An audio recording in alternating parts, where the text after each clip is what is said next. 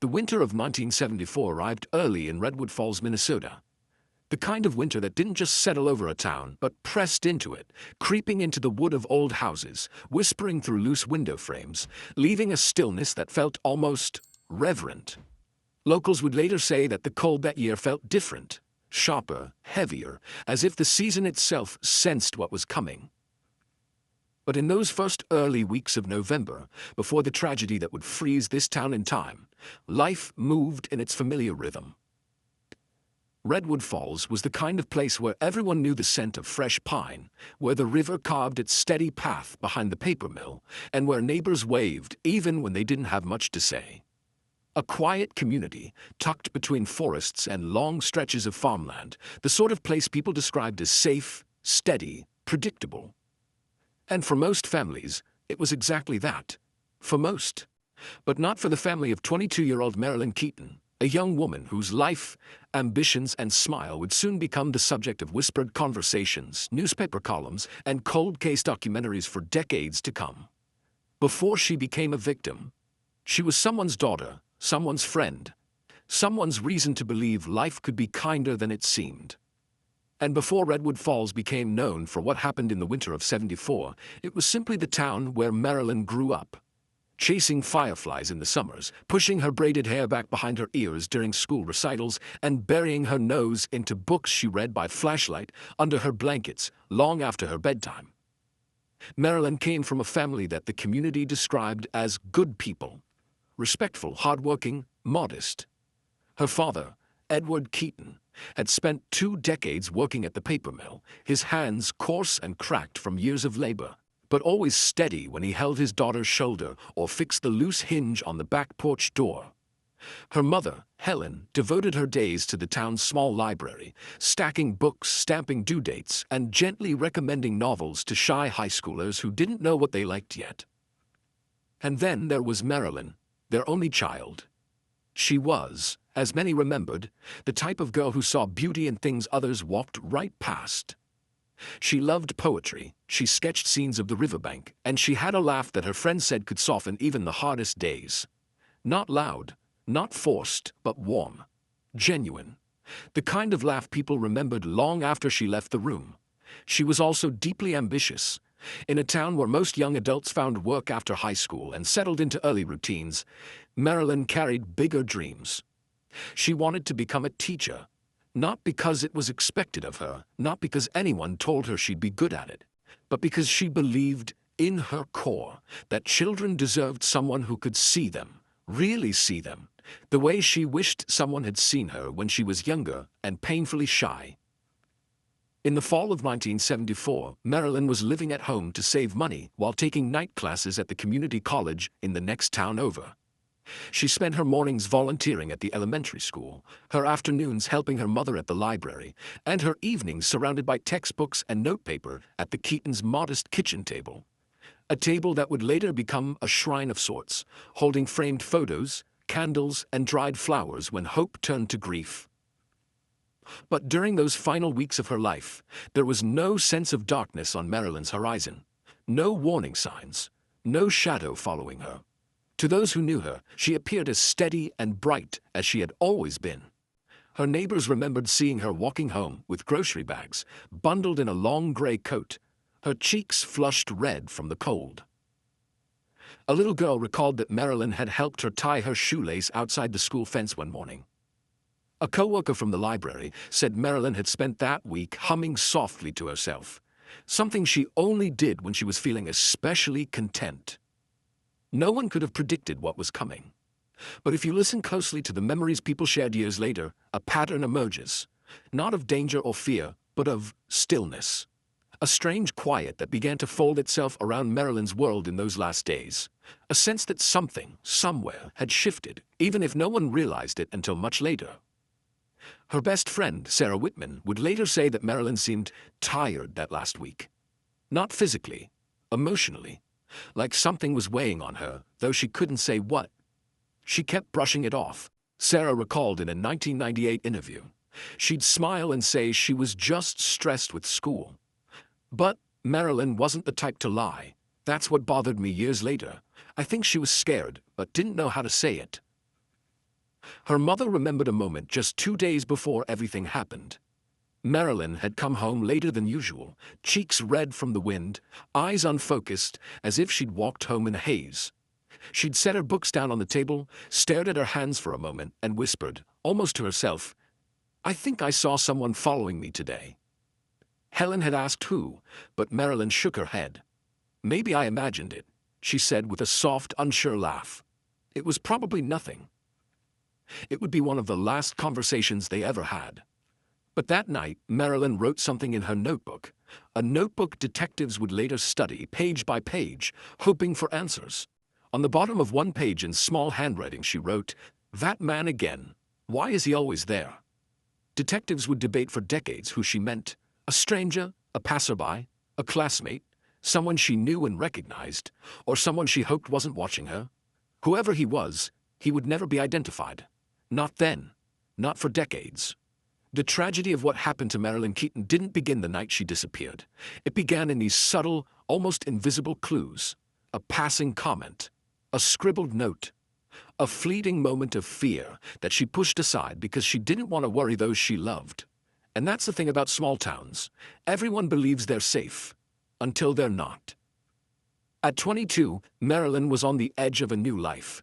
She had plans to apply for a teaching assistant position. She was saving for her own apartment. She had a half-finished painting leaning against her bedroom wall. The river in autumn colors, a painting she believed she'd finish when things calmed down after finals. She never finished it. But in the days before her death, she kept going through her life as if everything was normal. She helped her mother close the library. She dropped off baked cookies for a retired neighbor down the street. She read stories to a group of first graders, each child leaning forward, listening to her gentle voice. These moments, small, ordinary, beautiful, would later become painful for those who survived her. Each memory a reminder that no one realized how close the darkness was. Redwood Falls was still the quiet, trusting community it had always been. People kept their doors unlocked at night. Teenagers walked home from school without fear. The sheriff's department handled more noise complaints than actual crimes. The biggest scandal that year had been a broken window at the hardware store. No one imagined a killer lived among them. And maybe he didn't. Maybe he was just passing through.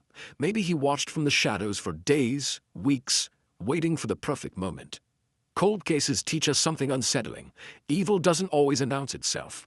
Sometimes it whispers, sometimes it watches quietly, and sometimes it waits. As we move forward into Marilyn's final day, remember this: she didn't know she was living the last hours of her life. She didn't sense the end. She didn't run. She walked through November 12, 1974, the way she walked through every day, hopeful, gentle, trying to build a future. But someone else had plans for her. The final day of Marilyn Keaton's life began like any other early winter morning in Minnesota, quiet, pale, and slightly blurred by the kind of cold that makes every sound softer. On November 12, 1974, the sky above Redwood Falls hung low, heavy with unfallen snow. The air smelled faintly of pine and chimney smoke, and the frost clung stubbornly to the edges of window panes across town. It was the kind of morning where people moved a little slower, bundled a little tighter, and spoke in hushed voices as if the cold itself demanded quiet. Inside the Keaton home, the day began gently. Helen remembered waking to the sound of Marilyn tapping her spoon against her mug, stirring sugar into her weak morning coffee. It was a habit she'd had since high school. Never strong coffee, always too much sugar, always in the same chipped white mug with the fading blue flower painted on the side. "Morning, Mom," she'd said softly. "Cold today," Helen answered, pulling her robe around her. Marilyn had nodded with that small, thoughtful smile she carried, the kind that hinted at 100 quiet thoughts drifting behind her eyes. But beneath that softness, something was off, something faint, something too subtle for a mother to name. She looked tired, not physically, but in a deeper way. Her eyes were a little distant, her attention flickering in and out like a radio station losing signal. She kept glancing at the window, almost absently, as if checking for something she wasn't ready to explain. Still, she tried to act normal. She always did. She packed her books into her worn brown bag, wrapped herself twice around her neck, and kissed her mother's cheek before stepping out into the cold. That was at 8:12 a.m., a detail the police would later confirm through Helen's first trembling interview. Marilyn's walk to the elementary school took exactly 11 minutes. She passed the same houses, the same stray cat lounging on the same porch steps, the same old mailbox that leaned a little too far to the left. 4 neighbors would later recall seeing her that morning, each one describing her as quiet but polite, walking with purpose, head slightly lowered against the wind. No one saw anyone following her. Or at least, no one said they did. At 8:24 a.m., she arrived at Redwood Falls Elementary, where she volunteered 3 mornings a week. The school secretary, Mrs. Dahl, remembered Marilyn pulling off her gloves and rubbing her hands together before signing in on the visitor's sheet. She looked pale, Mrs. Dahl would later say. I asked if she was feeling all right, and she smiled, just a little, and said she hadn't slept much. But she always said she was fine. Always. In the first-grade classroom, the children greeted her with the excitement they always had. Marilyn had a presence that made kids feel safe, the kind of calm warmth that made even the most restless child sit still. She read them a story that morning, something about a bear searching for a warm cave before the snow. One of the boys, little Andrew Marks, later told detectives that she stopped reading for a moment, looked toward the classroom door, then continued, like she heard something. He said, but teachers dismissed it at the time. Only years later did they remember. By noon, Marilyn's volunteer hours were done. She stayed behind to help clean paint cups after an odd activity. She left the school at 12:41 p.m., according to school records. The sun was still up, though weak behind the dense layer of winter clouds. She walked toward the library to help her mother for a few hours before heading home. This walk, this short, ordinary stretch of road, would become one of the most heavily scrutinized locations in Redwood Falls history. Several witnesses saw her. One, a mail carrier, said Marilyn kept looking over her shoulder. Another, a woman scraping ice off her car windshield, said Marilyn was walking faster than usual. A third, an older man smoking on his porch, recalled seeing her pause at the corner, her brow furrowed, almost as if she was debating whether to keep going. She did. At the library, Helen noticed it immediately, the distraction, the quietness, the absence of her daughter's usual ease. Marilyn reshelved books, sorted new returns, and helped a teenager find a reference guide, but she moved through it all like someone walking through water, slow, distant, heavy. She was somewhere else entirely, Helen said. There was a moment that afternoon that stuck with Helen for years. Marilyn stood by the big front window, staring out toward the street. Not at anything specific, just looking, searching, or maybe hoping not to see something. Helen had gently placed a hand on her shoulder. "Sweetheart, is everything okay?" Marilyn blinked, startled as if pulled back from far away. Yeah, I'm fine, just tired." That was the last time Helen truly spoke with her. At 4:57 p.m., Marilyn left the library. She told her mother she wanted to walk home to clear her mind. It was already turning dark, the kind of early winter darkness that erases details and softens the edges of the world. Helen offered her a ride, but Marilyn insisted. "I'll be home soon," she'd said, her last recorded words to her mother. She wrapped her scarf around her neck, stepped out into the cold and started down the street, book bag over her shoulder, boots crunching over the thin spread of early frost. The walk home should have taken 12 minutes. She never arrived. Somewhere between the library and the Keaton residence, Marilyn vanished. No screams, no signs of struggle on the sidewalk, no witnesses who came forward, just silence. Detectives would later retrace her route 100 times. They would photograph every house, every alley, every fence line. They would map the cracks in the sidewalk, the overgrown hedges, the blind corners. But no part of that route ever revealed what happened in those 12 minutes.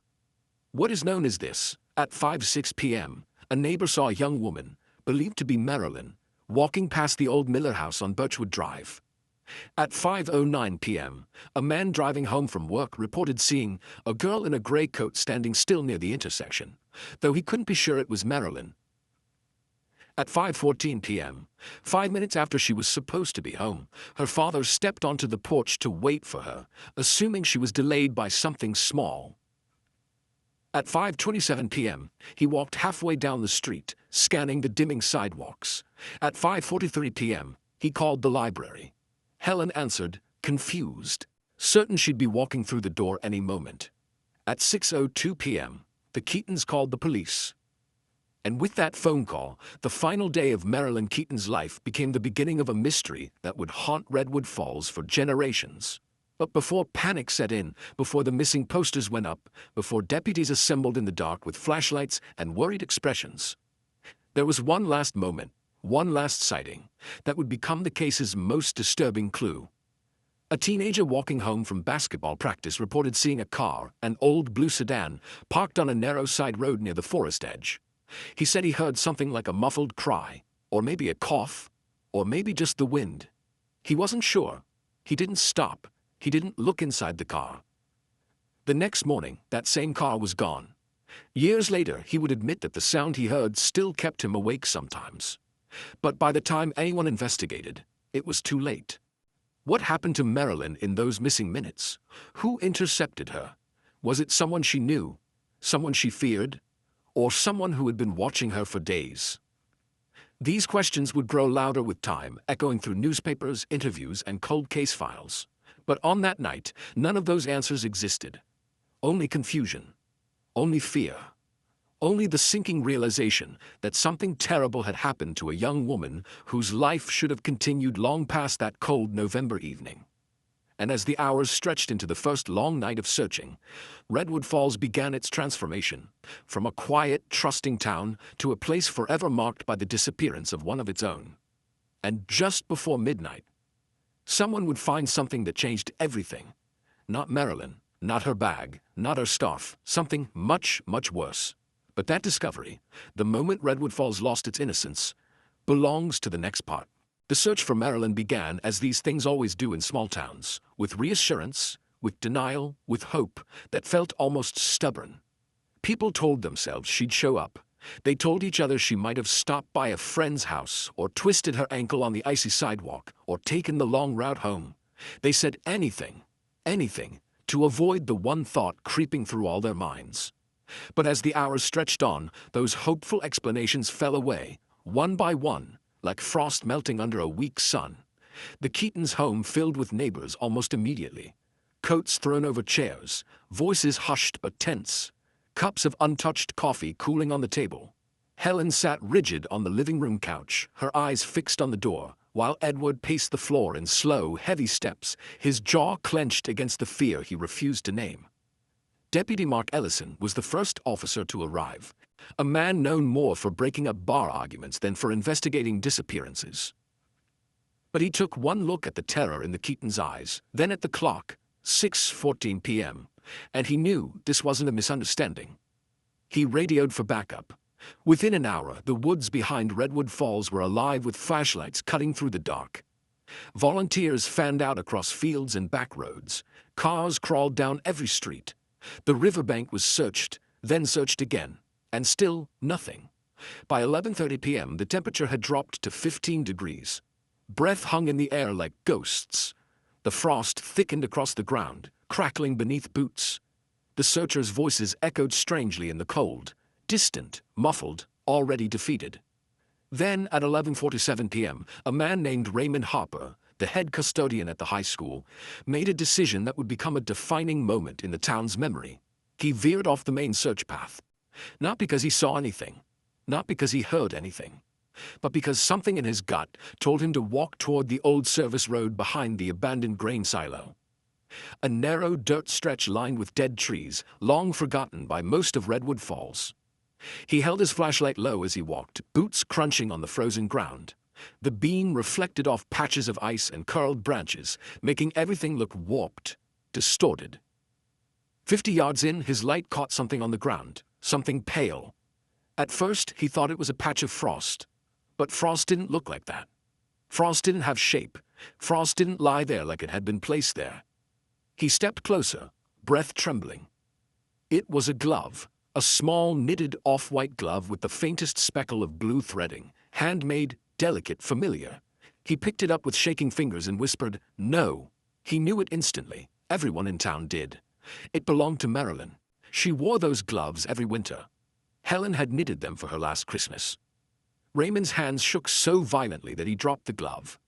He steadied himself, lifted his flashlight higher, and that's when he saw the footprints. A chaotic trail of them. Too many to count, some leading toward the dark trees, others circling back, some deep, some shallow, some overlapping like someone had struggled or been dragged. He froze. Something about the spacing of the prints felt wrong. The ground was disturbed not just from walking, but from panic, from fear. He followed them slowly, his breathing loud in the silent cold. The trees closed in around him. The wind quieted. Even the distant voices of the search party faded away, swallowed by the stillness of the woods. Then he saw it, a dark shape ahead, still, unmoving, his breath caught in his throat. He wanted desperately to turn back, to call for help, to pretend he hadn't seen it, but something heavier than fear pushed him forward, something like duty or dread. He stepped closer. The shape became clearer, a bulky outline, slumped near the trunk of a tree. When his flashlight landed fully on it, he exhaled a sound between a gasp and a plea. It wasn't Marilyn. It was a coat. Her coat. That long, gray wool coat she had worn every day of that cold November.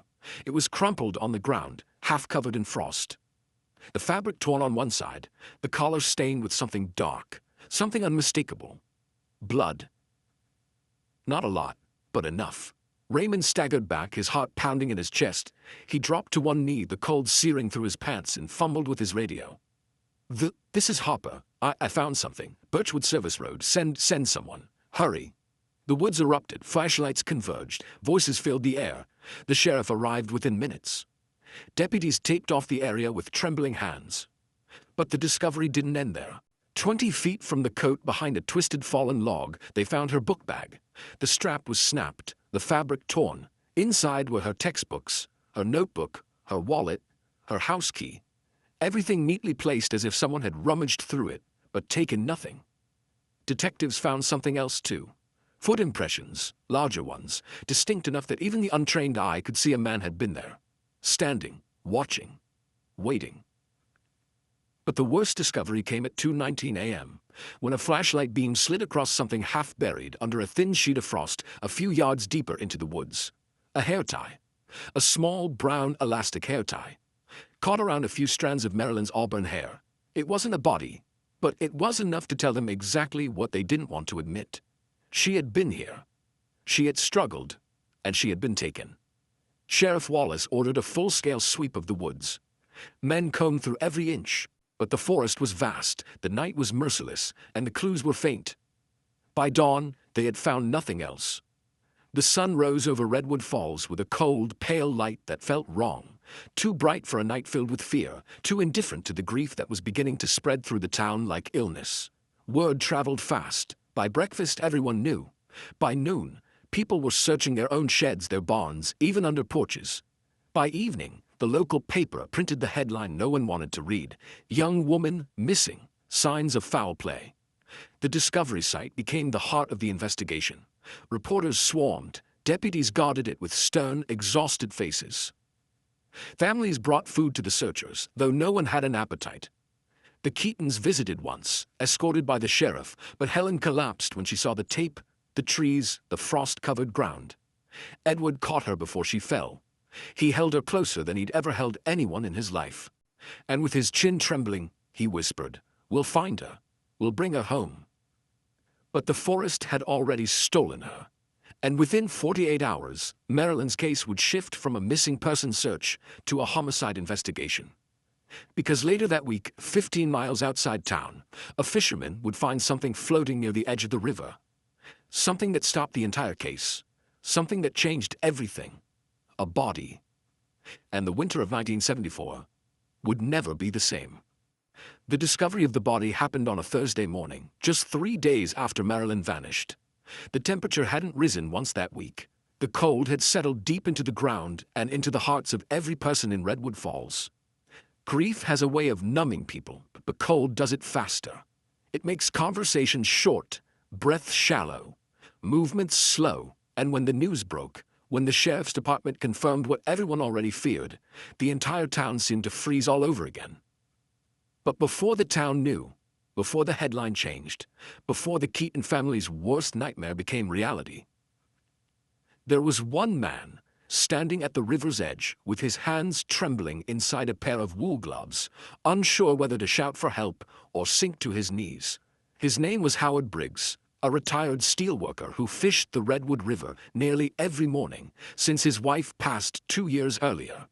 Fishing had become his quiet ritual, a way to fill the silence of his small, empty house. He arrived at the river just after sunrise that day, his breath hanging in the air and the frost settling over the banks like a thin sheet of glass. Around 7:20 a.m., he noticed something caught among the reeds near the shoreline. At first, he thought it was driftwood. Then he stepped closer. The shape didn't look right. Too pale, too still. His heartbeat quickened, his hands shook so violently he nearly dropped his fishing rod. When he finally leaned over the muddy bank and pushed aside the frozen reeds with the tip of his boot, the truth revealed itself in a way no man should ever have to witness. A woman, face down, hair spread like dark kelp in the icy water. Briggs stumbled back, his breath breaking into frantic clouds. "Dear God," he whispered. "Oh God, no." He ran to the road as fast as his aging legs could carry him, flagged down a passing truck, and within minutes the sheriff's department was on its way. By 8:15 a.m., the riverbank was sealed off with yellow tape.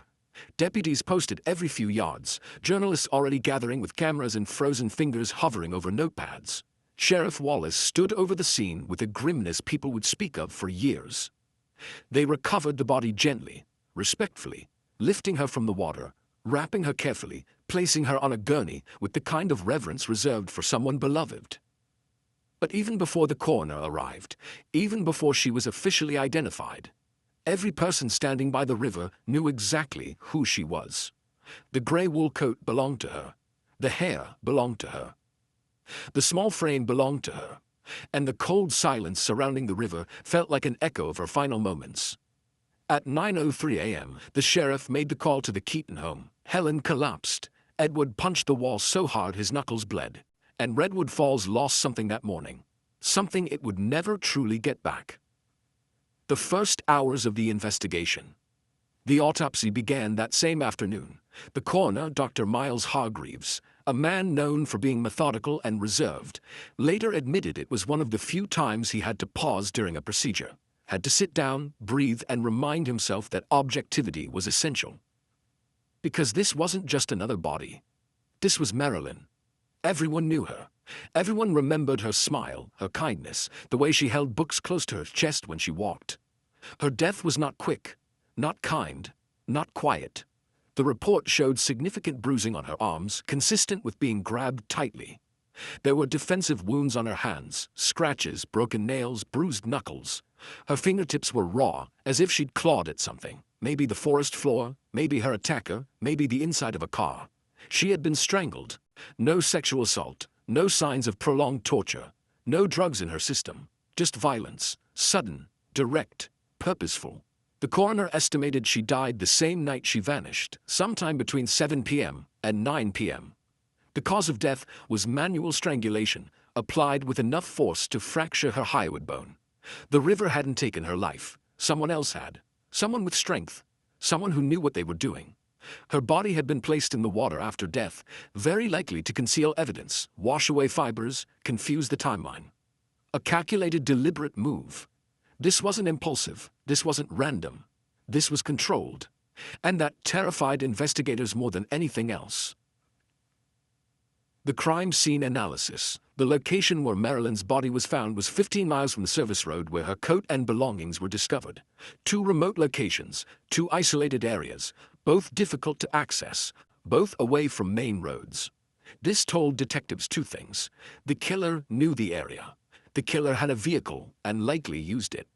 Back at the service road crime scene, investigators found deeper impressions consistent with someone dragging or carrying weight. The snow had partially covered the prints, but enough remained for plaster casts. The cast impressions showed size 11 men's boots, heavy tread, work-style soles, a worn-down patch on the left heel. The prints near the river told the same story. A man, alone, wearing the same boots. This meant the killer had taken her unconscious, or already dead, from the woods to his vehicle. Then driven her miles away and placed her in the river. The work boots, combined with the strength needed to overpower Marilyn, pointed detectives toward a profile. A blue-collar man. Local, physically strong, comfortable moving through remote areas. But the prints were not enough. Not in 1974. Not with the forensic limitations of the time. No DNA. No high-res imaging, no fiber-matching databases. Detectives collected fibers from her coat and bag, mostly denim, wool, and cotton, but nothing identifiable. A single hair was found on her coat, brown, short, likely male, but without the technology to test it, it was sealed in an evidence envelope and placed into storage, forgotten for decades. The first suspects. Redwood Falls was a small town. There weren't thousands of possible suspects. There weren't endless faces passing through every day. The killer had to be someone local, or someone who had stayed just long enough to learn the town's patterns. Within 48 hours, the police had a list of 5 primary suspects. A former boyfriend, Daniel Mercer. A quiet, awkward young man who had dated Marilyn briefly the year before. Their breakup had been mutual, but Daniel had taken it hard. He became withdrawn afterward, rarely leaving his house except for work. He cooperated fully with investigators. He cried when he heard she was gone. His boots didn't match. His alibi did. He was cleared within a week. 2. A local drifter, Tommy Brannon. A man known for living out of his truck, picking up odd jobs, sleeping under bridges. He'd been seen near the grain silo earlier that month. But Tommy was across the state the night of the disappearance. Verified by police logs in Duluth, he was ruled out. 3. A co-worker from the library, Harold Jennings. A middle-aged man who had made several uncomfortable comments to Marilyn. Nothing overtly threatening, but enough that Helen had once warned her daughter to be cautious around him. Harold insisted he was at home the night she vanished, but there were inconsistencies in his story. He became agitated during questioning, complained about witch hunts, and accused the investigators of trying to ruin his life. His boots were size 11. His build matched the profile, but his tread pattern didn't. And his neighbor confirmed seeing his car in the driveway all night. He remained suspicious, but the evidence wasn't strong enough. 4. A stranger reported near the school. A man in an old blue sedan had been seen several times the week before Marilyn vanished. He was described as mid-30s, thin, clean-shaven, wearing a dark cap, driving a 1960s Chevrolet Nisturus. No one recognized him. No one knew his name. Police searched for the car, sent bulletins to nearby towns, and questioned every man fitting that description. No leads, no matches, no trace. He was never identified. 5. A co-worker from her volunteer program, Peter Lang. A friendly, soft-spoken teaching assistant who often worked alongside Marilyn. He had an easy smile, a calm way of speaking, and a reputation for being reliable. But something about him unsettled detectives. Not fear, but inconsistency. He remembered details too clearly. His answers were too perfect. He insisted he and Marilyn were close friends, something those around her disputed. His alibi was that he'd been with his mother the night she disappeared. She confirmed it. So did his sister. But his boots? Size 11. He claimed he didn't own work boots, but a search warrant wouldn't be granted. No probable cause. The police couldn't move on him. Not yet. The community's reaction. Redwood Falls changed overnight. Stores closed early. Parents walked their children to school. People who once left their doors unlocked began securing bolts and nailing windows shut. Men stopped being strangers. Everyone became a suspect. Women walked in pairs. Teenagers weren't allowed out after sunset. The woods, once the heart of childhood adventures, became a place no one dared to approach. The paper mill installed floodlights. The church doubled its weekly gatherings. Rumors spread like wildfire. Someone said Marilyn had been stalked. Someone else claimed her notebook hinted at a secret admirer. Another suggested it was a jealous man she'd rejected. But the truth was simpler and darker. Someone had watched her, someone had waited, and someone had taken her life with confidence, professionalism, and control. This was not a crime of passion. This was predatory. The case begins to fade. For weeks, officers followed every lead, every rumor, every whispered suspicion, every anonymous tip. But nothing stuck. Nothing pointed to a suspect. Nothing broke the case open. As winter deepened, hope thinned. Investigators returned to their usual duties. Volunteers stopped searching. The Keaton stopped answering the phone. The riverbank thawed slightly in December, revealing no new evidence. By January, fewer people attended the community vigils. By February, the case file grew thicker, but colder. And by spring of 1975, the heartbreaking truth settled in. There were no new leads, no new evidence, no confessions. The killer had vanished like a ghost. And Marilyn's case became what everyone feared it would. A cold case. But cold cases don't die. They wait. Evidence sits in boxes. Memories sit in silence. Truth sits in the dark. And sometimes when the world changes enough, the truth finally comes to light. Because years later, long after most people had given up hope, a new generation of detectives would reopen the dusty blue folder labeled Keaton, Marilyn. And they would discover something no one in Redwood Falls had ever expected. A hair. A single brown hair. Sealed in an envelope. Untested. Untouched. Waiting. In the months following Marilyn Keaton's murder, Redwood Falls became a town living in two timelines at once. There was the life that continued on the surface. Work shifts, school bus routes, grocery store runs, Sunday sermons, and then there was the silent, heavy undercurrent of grief and fear that no one spoke about directly, but everyone felt. By the summer of 1975, the shock had worn off, the fear had dulled, but the sadness stayed. It sank into the town's bones, into the conversations that paused whenever Marilyn's name came up, into the small, nervous glances over shoulders when someone walked alone in the evening. The Keaton house became quieter than it had ever been. Helen stopped working at the library. Edward stopped fishing on Sundays. They moved through each day like ghosts drifting through familiar rooms. They were present, but not fully alive. Their daughter had been buried. Her killer had not. There was no justice, no closure, just a pain that lived with them, morning and night. Sheriff Wallace visited them every few weeks at first, then every few months, then eventually, only when something new surfaced, which rarely happened. By the end of the 1970s, the once thick investigation files had stopped growing. Leads dried up, witnesses moved away, memories faded, everyone moved on, except the people who mattered most. The 1980s. The world moves forward. The case stays frozen. The new decade brought new technology, new music, new culture, but none of it mattered to the Keaton family. The 1980s carried the same silence for them as the years before. A photograph of Marilyn sat on a small table in the living room. Candles burned beside it on anniversaries, birthdays, and random nights when grief felt heavier than usual. The sheriff's department reviewed the case in 1981, after a man in a nearby county confessed to several murders during a plea bargain. For a frightening moment, it seemed he might be connected. He drove a blue sedan. He had been in Minnesota in the mid-70s. He was the right age. He even vaguely matched the description of the man seen near the school. But the timeline didn't fit. He had been in jail the week Marilyn disappeared. Another dead end. In 1984, a fisherman reported finding a shoe in the Redwood River. For a moment, there was hope, something, anything, that might lead investigators closer to the truth. But it wasn't hers. It belonged to a teen who had lost it tubing down the river the previous summer.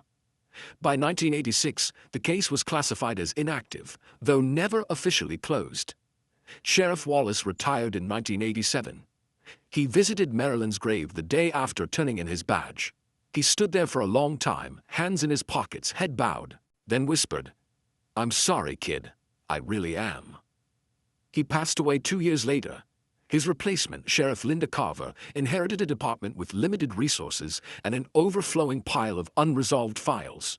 She promised Marilyn's parents she would never forget the case. And she didn't. But without new evidence, there was nothing she could do. The 1980s turned into a long stretch of quiet, unanswered time. The world kept spinning, but Marilyn's story stayed frozen in 1974. The 1990s, a flicker of hope. In 1992, Minnesota law enforcement received training on a radical new forensic tool, DNA fingerprinting. It was primitive, expensive, and limited, but it represented possibility. It represented science stepping into conversations where justice had long been silent. Detective Paul Hines, a young investigator with more drive than experience, requested permission to re-examine the Keaton evidence. He had never met Marilyn, but he had grown up hearing her name whispered in stories told by older relatives. To him, the case wasn't just an unsolved murder, it was unfinished business. He reviewed every photograph, every typed report, every scribbled margin note. But the evidence was decades old. The fibers were contaminated. The prints had degraded. And the hair, the single brown hair that had been found on Marilyn's coat, was sealed in a way that preserved it. But it wasn't enough material for early DNA testing. The technology simply wasn't ready. Still, Hines didn't give up. He visited the Keaton family, drank black coffee at their kitchen table, and told them he was trying. He wasn't offering false hope, he was offering honesty, a rare comfort. But once again, the science wasn't there. By the mid-90s, the case slipped back into silence. Helen passed away in 1996, her heart worn down by grief that never healed. At her funeral, Edward stood beside her coffin, his hands trembling, his face hollow. "She deserved to know," he whispered to a friend. "Before she left, she deserved to know who took our girl." By the end of the decade, only a handful of people still remembered the case with any clarity. And yet, the truth was still sitting inside a dusty cardboard box on a metal evidence shelf, waiting. The 2000s, new eyes, new questions. In the early 2000s, storytelling changed. True crime documentaries, cold case shows, and journalists became more interested in forgotten mysteries. And with this cultural shift came an unexpected development. A young journalist named Rachel Whitford called the Sheriff's Department in 2003. She wanted to write a feature story on Marilyn's case, something honest, respectful, and thorough. Sheriff Carver agreed. Rachel spent months interviewing old witnesses, teachers, neighbors, and anyone who remembered anything. She interviewed Detective Hines, who had since moved into a leadership role. She even tracked down the teenager who had once reported the strange blue sedan near the forest edge. Some of these interviews revealed something new. Not evidence, but patterns. People remembered more than they had originally told investigators. Some said they had seen a man in the library parking lot the week before the murder. Some remembered an unfamiliar voice asking about Marilyn at the school. Some remembered a car idling near the grain silo late at night. These were memories filtered through decades of erosion, reshaped by time. They couldn't be used in court. But they added emotional weight to something the investigators had long suspected. Marilyn was being watched for days, maybe weeks. Rachel's article was published in 2004 in a Minnesota investigative magazine. It reignited interest in the case, leading to dozens of calls to the Sheriff's Department. Most were useless. A few were strange. One was disturbing. A woman claimed that her ex-husband, now deceased, had once hinted about a girl in the woods. She said he owned a pair of boots that always had worn-down heels. He often drove late at night. He became agitated whenever the topic of local murders came up. But the man had died in 1989. There was no way to question him. Detectives examined his background. He had lived in Redwood Falls in the 1970s. He worked manual labor. He owned a blue sedan. He hunted in the woods near the service road. It was enough to unsettle investigators. But not enough to close the case. His death meant the trail ended again. Another door shut, another dead end. The case gains a new champion. Detective Hines retired in 2008, but before leaving, he made one last request to the new sheriff. "Don't let this one die. When the science catches up, test everything." He slid the dust-covered evidence box forward like a sacred object. Inside that box, wrapped in old paper envelopes, lay Marilyn's hair tie, fibers from her coat, the snapped bag strap, the plaster boot impressions, and the single brown hair.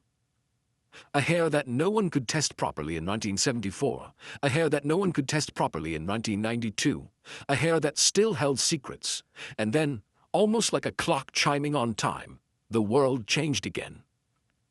The 2010s, a revolution begins in 2010. A statewide initiative funded forensic updates for cold cases.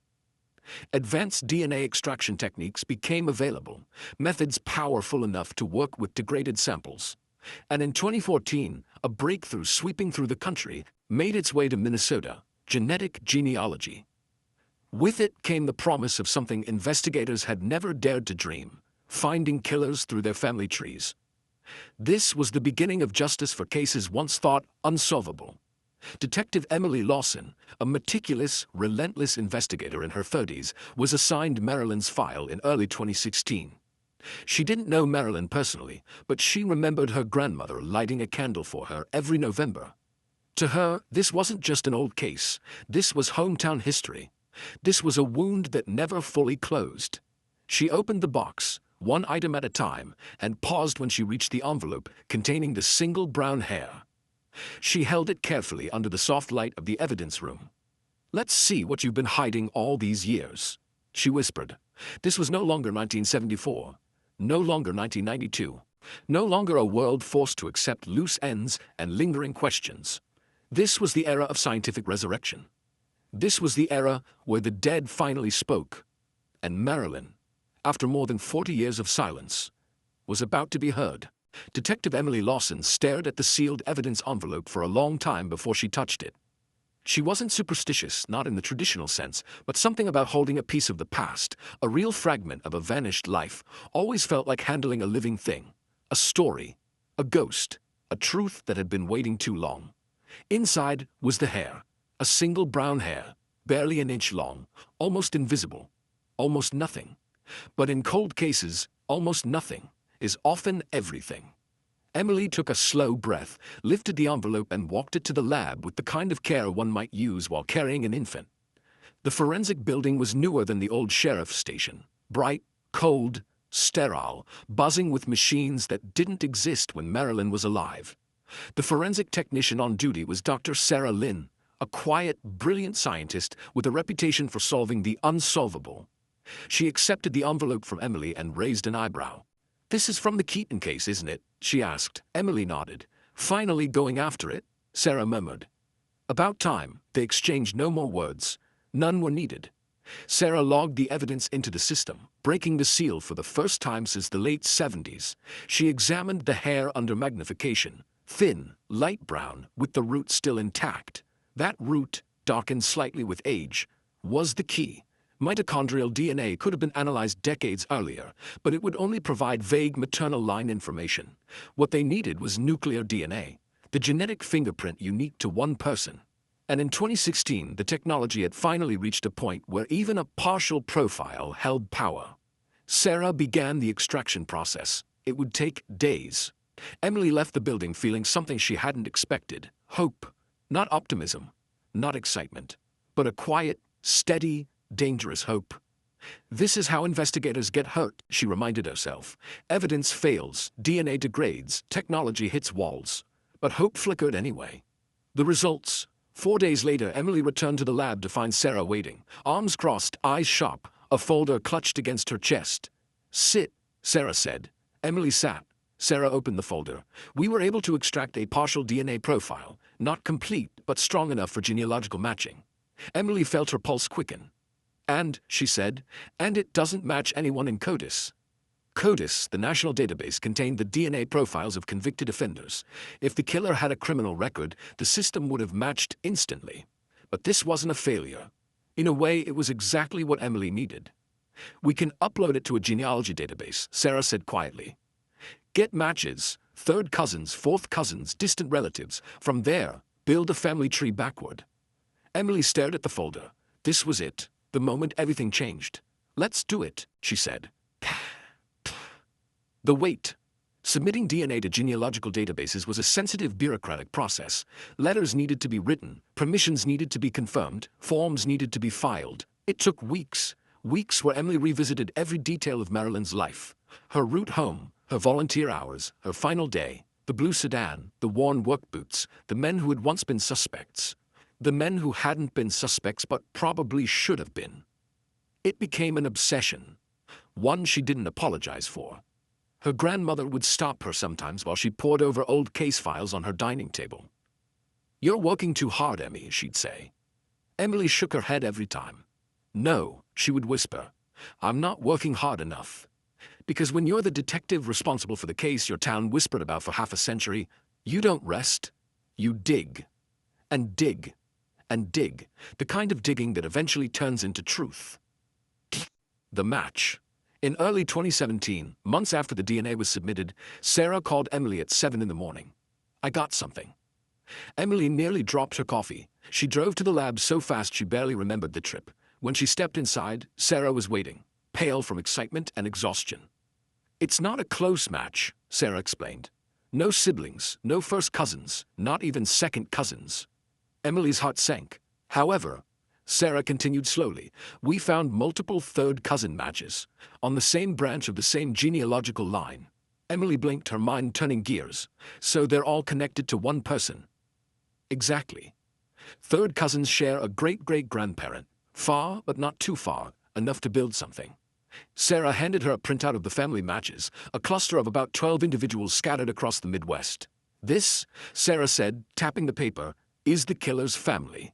Emily stared. It wasn't a single name. It was a map, a puzzle, a family tree missing its final branch, and she would have to fill it in. The genealogy hunt. Genetic genealogy is not magic. It's patient, relentless detective work. It means tracing family lines backward, sometimes 150 years, then forward, following marriages, births, deaths, census records, obituaries, migration patterns. Emily lived in that world for weeks, months. She built family trees big enough to fill her office walls, covered in sticky notes and photos of people long dead. She tracked down marriage certificates from the 1920s. She found gravestones. She dug through digitized yearbooks. She identified every male descendant of the lineage who would have been the right age in 1974. The list grew, then shrank, then grew again.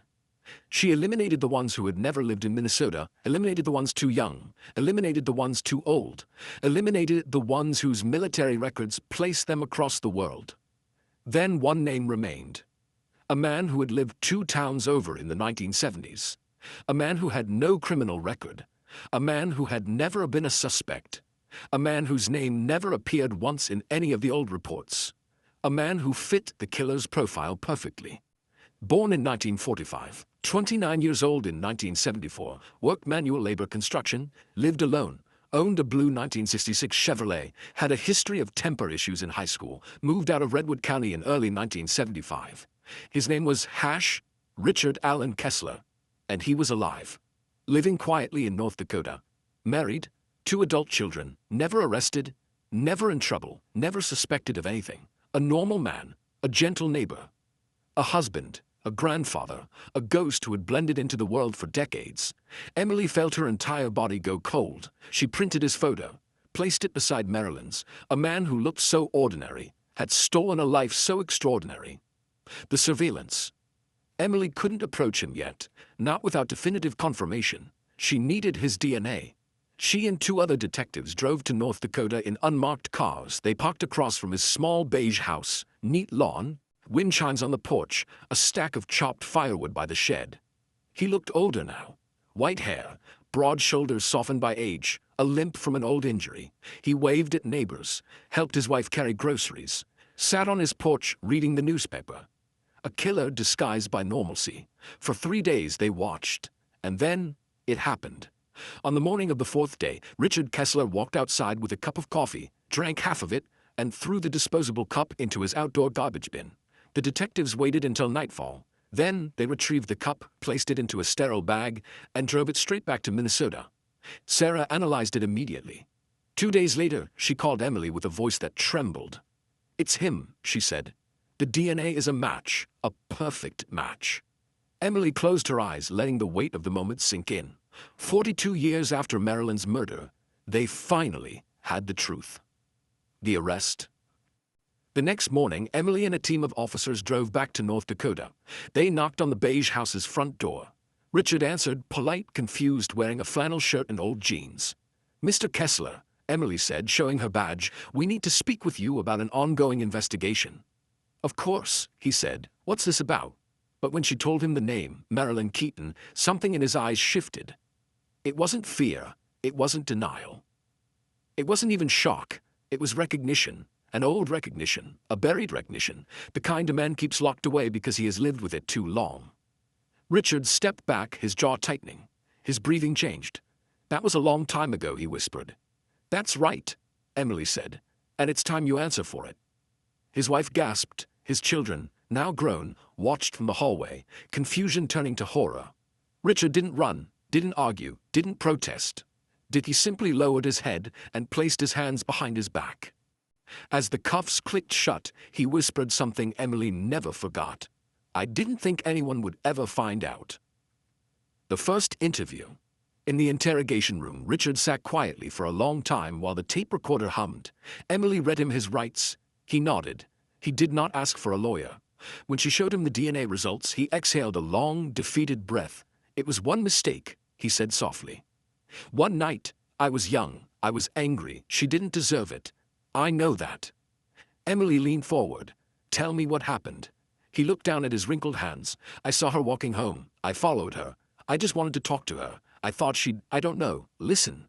But she was scared. She tried to walk faster. I grabbed her arm. She panicked, started screaming. I didn't know what to do." He swallowed hard. "So I made her stop. Killed her."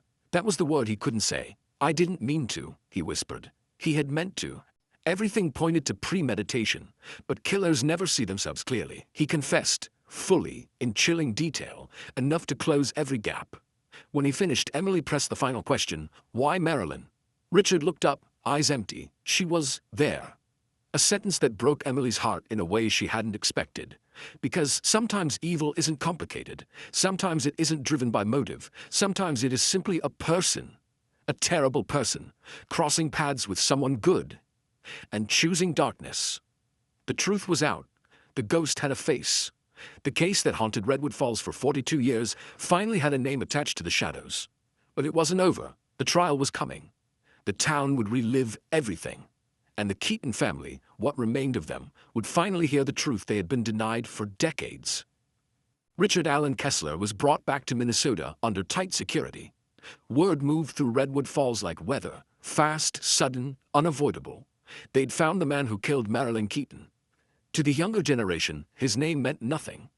Just an old man from somewhere else. A stranger with a lined face and a quiet house in another state.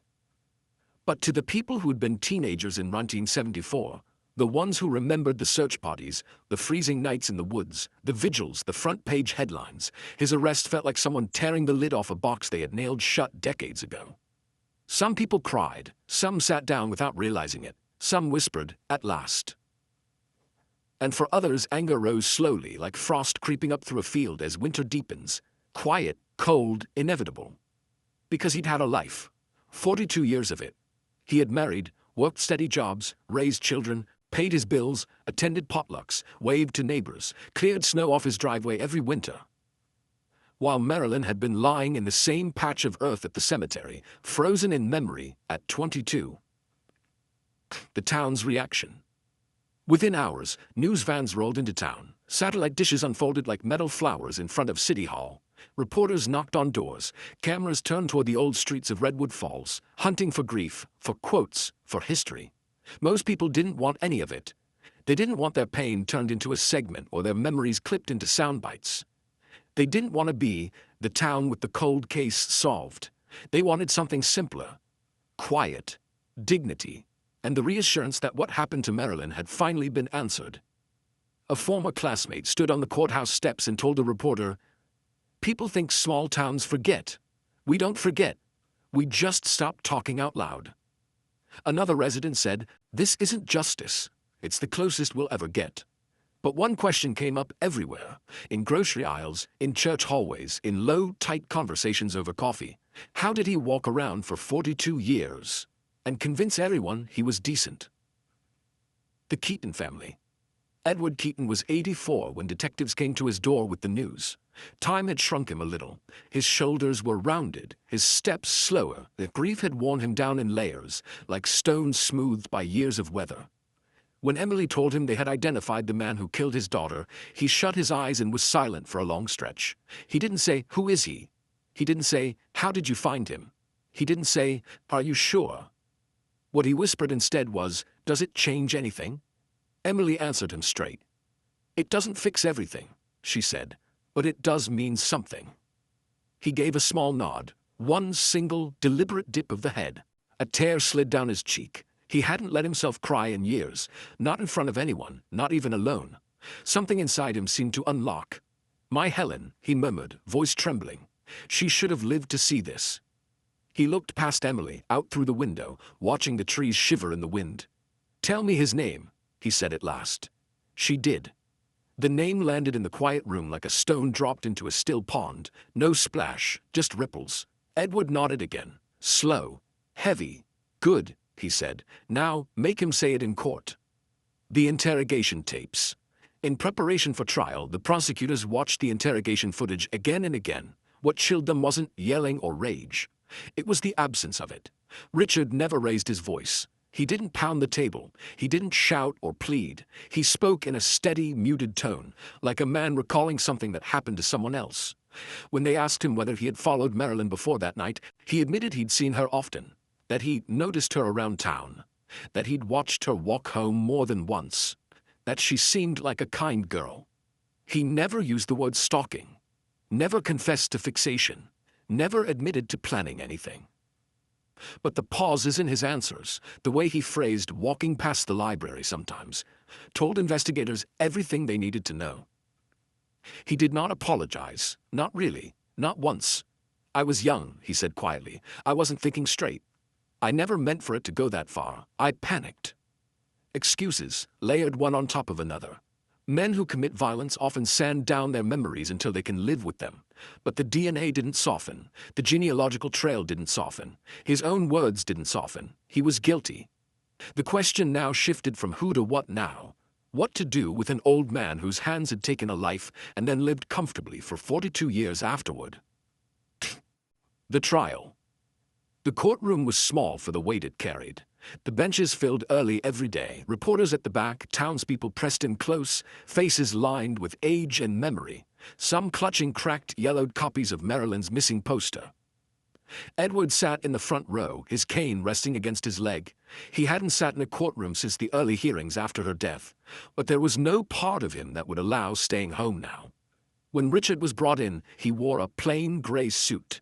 His hair was thin and white, his frame softened by age. To some, he looked frail.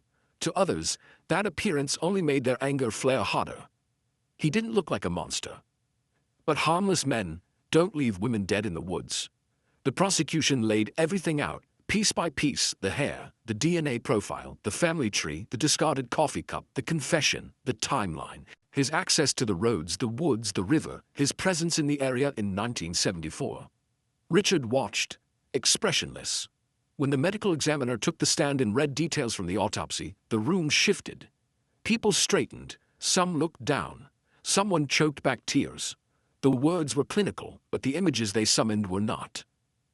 Bruises around her neck, defensive wounds on her hands, evidence of struggle in the woods, water in her lungs, not from drowning but from being placed in the river after she was already gone.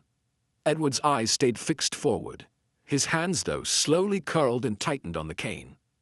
The defense leaned hard on his age, on his health, on the time that had passed. They claimed he posed no danger now.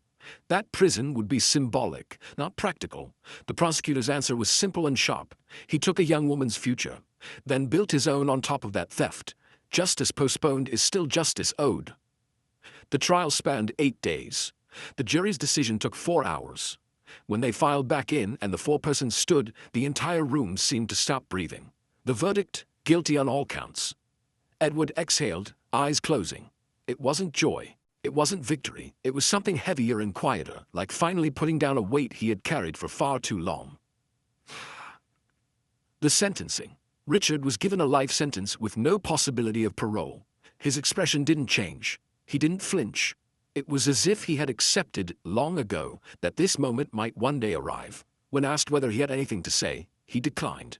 No apology, no acknowledgement, just silence. The judge's words filled that emptiness. Mr. Kessler, your actions stole a daughter, a future teacher, a member of this community. This town has lived under the shadow of what you did for over 4 decades. Justice has come late, but it has come. You will spend the rest of your life in prison.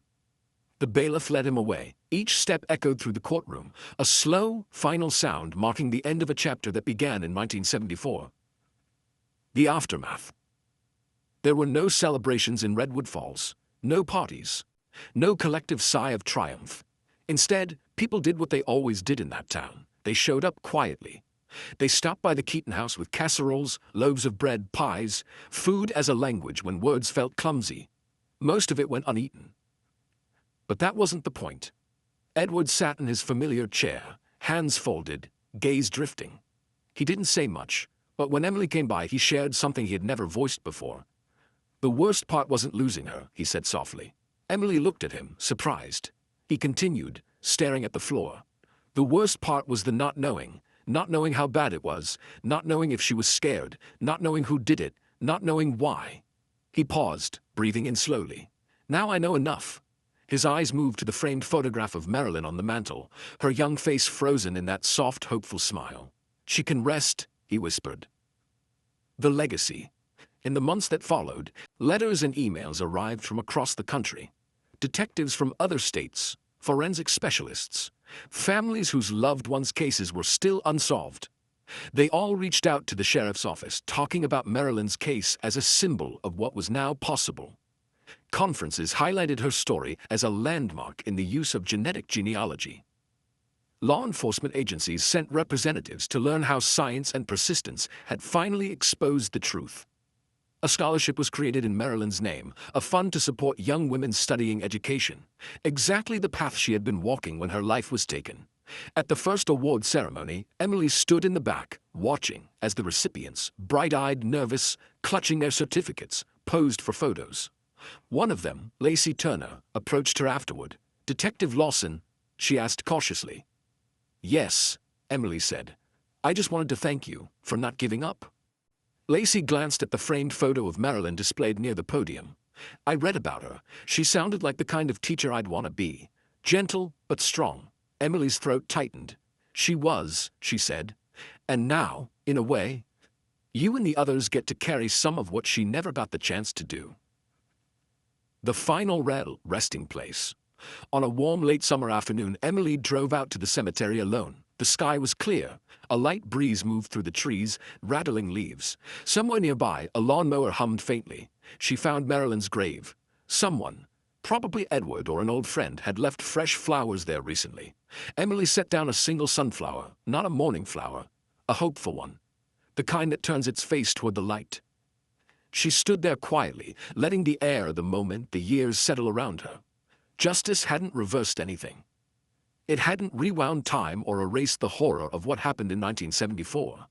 But it had given this story something it had been missing for 42 years, an ending with a name attached. She brushed her fingers lightly over the top of the headstone. "We found him," she said softly. "You weren't forgotten." Then she stepped back, turned, and walked away, leaving the grave in the late afternoon sun, no longer just the marker of an unsolved tragedy, but the resting place of a young woman whose truth had finally reached the surface. Cold cases don't simply vanish. They stay, on shelves, in memories, in the quiet spaces of towns that learn to live around them. For Redwood Falls, Marilyn's story became a long, painful lesson. Time can bury evidence, silence witnesses, and age the guilty, but it cannot erase the need for answers. The river still runs, the service road still cuts through the trees, the grain silo still casts its shadow across the fields. But those places now hold a different kind of silence. Not just the silence of fear, but of remembrance. A reminder that she lived, she mattered, she was loved, and in the end, she was not left in the dark.